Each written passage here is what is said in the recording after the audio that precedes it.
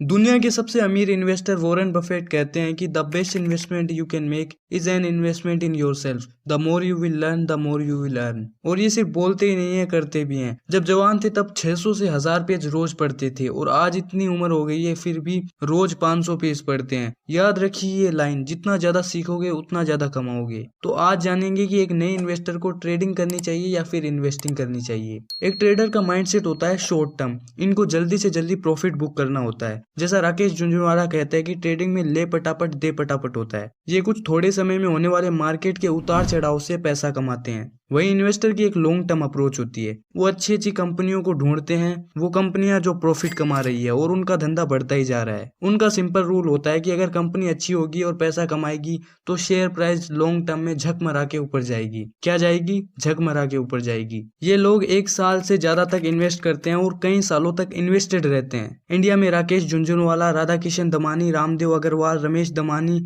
विजय केडिया, इन लोगों ने share market में इन्वेस्टिंग और ट्रेडिंग दोनों से ही अरबों रुपए कमाए हैं। अब एक बिगिनर इन्वेस्टर को क्या करना चाहिए, ये डिपेंड करता है कि आपका गोल क्या है। क्योंकि ट्रेडिंग में होता है जल्दी पैसा कमाना, जिसके साथ आता है हाई रिस्क। वही इन्वेस्टिंग लॉन्ग पीरियड के लिए होती है, इसलिए पैसा धीरे बनता है, लेकिन यहाँ पर भी आप बहुत पैसा बना सकते हो और इसमें रिस्क भी कम होता है। इन्वेस्टिंग के लिए आपको फंडामेंटल एनालिसिस सीखना पड़ेगा, वहीं ट्रेडिंग में आपको टेक्निकल एनालिसिस सीखना पड़ेगा, जिसमें आप चार्ट पढ़ना सीखोगे। दोस्तों, ट्रेडिंग में एक दिन में आप कितना पैसा कमा सकते हो, क्या आपने कभी सोचा? ये अमेरिकन इन्वेस्टर जॉर्ज सोरस ने सिर्फ एक दिन में करेंसी में ट्रेड करके $1 बिलियन का प्रॉफिट कमाया था। 7,977 करोड़ रुपए सिर्फ एक दिन में। दोस्तों, अगर इंडिया की बात करें तो राकेश झुंझुनवाला, जिनकी नेटवर्थ आज 40,000 करोड़ है, उन्होंने 5,000 रुपए से 1985 में शेयर मार्केट में कदम रखा था। बाद में उन्होंने अपने भाई के 2 क्लाइंट्स से लोन लिया 2.5 लाख रुपए का। उनसे उन्होंने वादा किया कि वो उन्हें FD यानी फिक्स डिपॉजिट से ज्यादा रिटर्न्स ला कर देंगे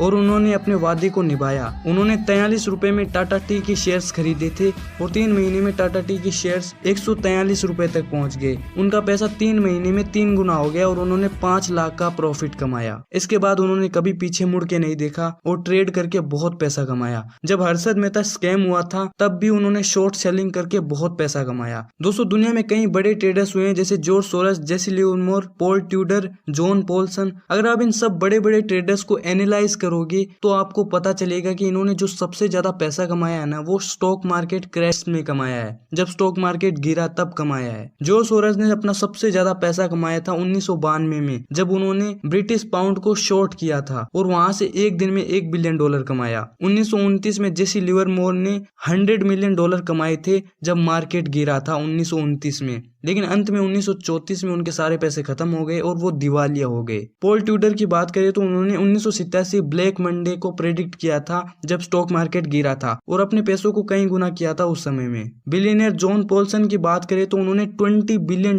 कमाए थे 2007-8 के क्राइसिस में, जब मार्केट नीचे गिरा था। सो अगर आप बड़े बड़े ट्रेडर्स को देखोगे तो उनका सबसे ज्यादा पैसा क्रैश में ही बना है। अब दोस्तों, आपको लग रहा होगा हर कोई पैसा ही पैसा कमाए जा रहा है, तो दोस्तों यहाँ पे लोगों ने 50-50 लाख का भी नुकसान किया है और करोड़ों अरबों का भी नुकसान किया है। सो ये मत सोचिए, बड़े बड़े एक्सपर्ट्स ने यहाँ पे बहुत नुकसान सहा है। और दोस्तों, ऐसे कई लोग हैं जो दिन में लाखों कमाते हैं सिर्फ ट्रेडिंग करके। ट्रेडिंग लोग करना भी इसलिए चाहते हैं कि उन्हें जल्दी पैसा कमाना है। उनका माइंडसेट होता है कि मैं 5-10 हजार से शुरू करूंगा, फिर 1 लाख कर दूंगा उसका, और फिर उसको 10 लाख बना दूंगा और अंत में मैं करोड़पति बन जाऊंगा। ज्यादातर लोग लॉस के बारे में बिल्कुल भी नहीं सोचते। उनको लगता है कि उनको बिल्कुल लॉस नहीं होगा। डेटा के अनुसार दोस्तों 99% ट्रेडर अपना सारा पैसा लूज कर देते हैं। सिर्फ टॉप 1% लोग पैसा कमाते हैं। लोग ट्रेड करते हैं लालच के कारण, और एक बहुत फेमस कहावत है जो सब जानते हैं कि लालच बुरी बला है। शुरू में मैंने आपको कुछ इंडियन इन्वेस्टर के नाम बताए थे, उनमें से एक थे विजय केडिया। उनकी नेटवर्थ आज 800 करोड़ से भी ज्यादा है, लेकिन एक टाइम था जब वो ट्रेडिंग किया करते थे और उनको इतना बड़ा नुकसान हुआ था कि उनके माँ के गहने भी बेचने की नौबत आ गई थी। लेकिन किस्मत से स्टॉक ऊपर आ गया और वो फिर से प्रॉफिट में आ गए। उन्होंने ट्रेडिंग से बहुत पैसा कमाया, लेकिन अंत में वो लॉस में ही रहे। उनका सारा पैसा लॉस में चला गया। अब दोस्तों, बहुत सारे लोग ट्रेडिंग में आते हैं, उनको कोई भी नॉलेज नहीं होता। वो ये सब सोचते ही नहीं है कि उनको कभी लॉस होगा। वो यही सोचते हैं कि उनको प्रॉफिट कमाना है और वो हर दिन प्रॉफिट कमाएंगे, जो कि बिल्कुल भी संभव नहीं है। वो लोग क्या सोचते हैं, वो टाइम करने की कोशिश करते हैं मार्केट को। वो ऐसा प्रेडिक्ट करते हैं कि मार्केट अब तो ऊपर ही जाएगा या फिर अब तो नीचे ही जाएगा, जो कि बिल्कुल भी पॉसिबल नहीं है। बड़े बड़े एक्सपर्ट लोग दोस्तों बहुत बड़ी बड़ी गलतियां करते हैं। तो आप चीज ही क्या हो, आपने क्या ही देखा है अभी तक। और दोस्तों इसके विपरीत आते हैं लॉन्ग टर्म इन्वेस्टर। ये लोग 1 साल से ज्यादा तक इन्वेस्ट करते हैं और लॉन्ग टर्म की सोच रखते हैं। अगर लॉन्ग टर्म इन्वेस्टिंग में मोटा पैसा कमाने वाले लोगों की बात करें तो उनमें आते हैं Warren Buffett, Charlie Munger, bill Ekman. Indians की बात करें तो राधा किशन दमानी, राकेश झुनझुनवाला, रमेश दमानी। इन सब ने दोस्तों लॉन्ग टर्म इन्वेस्टिंग से बहुत पैसा कमाया है। अगर आप वॉरेन बफेट की बात करें तो उनकी नेटवर्थ आज की डेट में $99 बिलियन है। कोई भी ट्रेडर उनके आसपास भी नहीं आता है। और उन्होंने ये पैसा कैसे कमाया होगा? उन्होंने लॉन्ग टर्म इन्वेस्टिंग से कमाया। वो शुरुआत से बहुत कम उम्र से पैसे इन्वेस्ट कर रहे हैं और पावर ऑफ कंपाउंडिंग के थ्रू इतने अमीर बने हैं। उनको मार्केट के उतार चढ़ाव से इतना फर्क नहीं पड़ता है जितना ट्रेडर्स को पड़ता है। और आपको एक शॉकिंग बात बताता हूँ वॉरेन बफेट के बारे में कि उनकी जो नेटवर्थ है उसका 99% उन्होंने 52 साल की एज के बाद अपने 52वें बर्थडे के बाद कमाया है। इससे पहले उनके पास वो सिर्फ 1% था। इसके बाद 99% उन्होंने अपने 52वें बर्थडे के बाद बनाया है। सो आप इसे एक डिसएडवांटेज भी कह सकते हो कि इसमें टाइम लगता है, जो कि कोई भी नहीं लगाना चाहता। सबको इंस्टेंट रिजल्ट चाहिए, सबको